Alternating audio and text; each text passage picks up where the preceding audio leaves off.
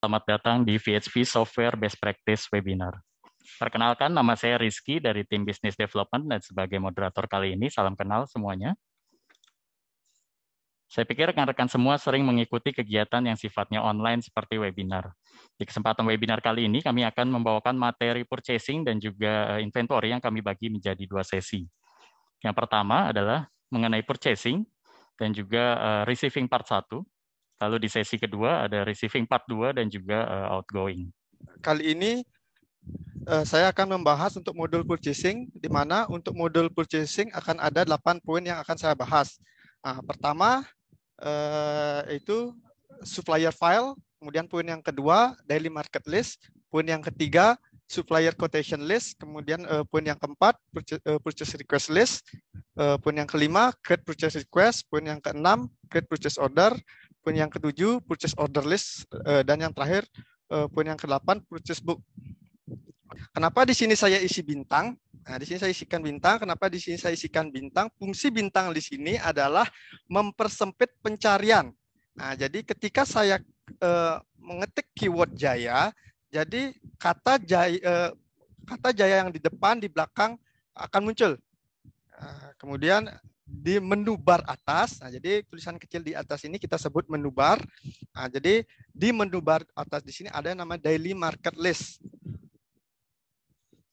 Jadi setelah kita klik di daily market list, kita langsung diarahkan ke kolom department number. Oke, di kolom department number di sini kita harus memilih departemen terlebih dahulu. Nah, misalnya di sini saya klik tanda tanya atau F1 di keyboard, kita bisa lihat di sini ada departemen restoran sama room service. Kita klik new lagi, nah, kita cari supplier baru lagi. Nah, di sini misalnya saya pakai Bumi Ayu. Kemudian kita dokumennya 102 karena dokumen sebelum 101. Kemudian artikel. Nah, di sini saya sudah membuat 3 supplier di mana untuk itemnya adalah engsel pintu. Ini kalau sudah kita execute, kalau sudah kita buat, kita stop. Kita stop lagi. Jadi kalau pengen kita lihat quotation yang tadi, kita list. Supplier quotation list. Nah, kita langsung lihat artikel engsel pintu yang tadi. Nah, jadi untuk materi purchasing dan receiving yang saya bawakan sudah selesai sampai di sini. Terima kasih atas waktunya. Saya ucapkan selamat sore untuk rekan-rekan webinar yang sudah menghadiri pada sore ini. Jadi materi yang akan saya bawakan melanjutkan yang sudah dibawakan sebelumnya. Di sini saya melakukan materi tentang receiving dan outgoing.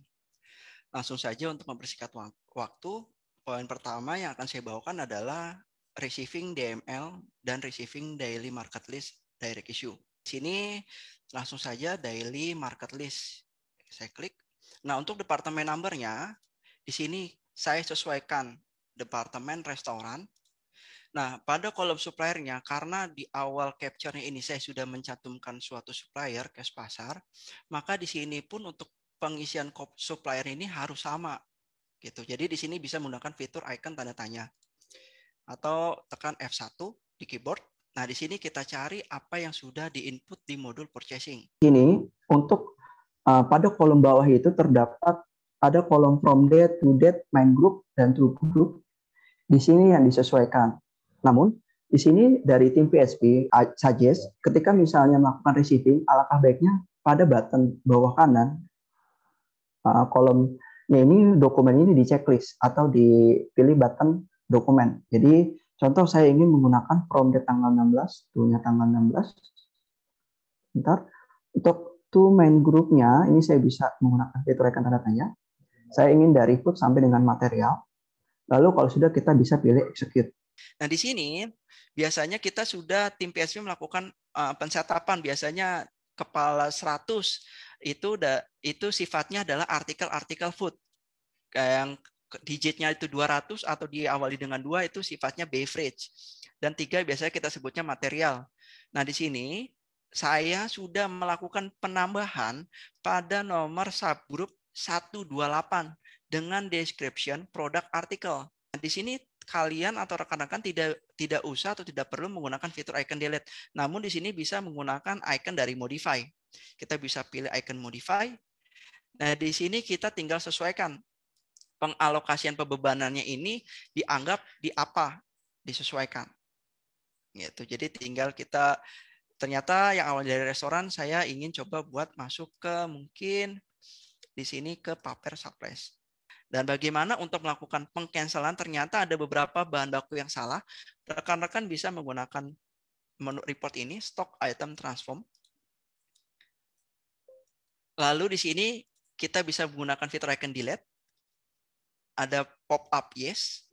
Nah, di sini ada mandatory. Jadi ketika sudah kita melakukan penghapusan atau cancel ada salah satu tertinggal artikel, di sini wajib melakukan menu bar reorganize. Di sore ini saja materi yang saya bawakan dari ke-9 poinnya. Mungkin untuk waktu dan tepatnya saya balikkan kembali ke Pak Rizky. Oke, demikianlah PHP Best Practice webinar kita hari ini yang bertemakan purchasing dan inventory, di mana semua materi sudah disampaikan dengan baik dan lengkap. Semoga bisa bermanfaat bagi rekan-rekan semua. Akhir kata, saya Rizky, mewakili seluruh panelis dan tim pada webinar kali ini mengucapkan terima kasih kepada Bapak Ibu sekalian karena sudah meluangkan waktunya.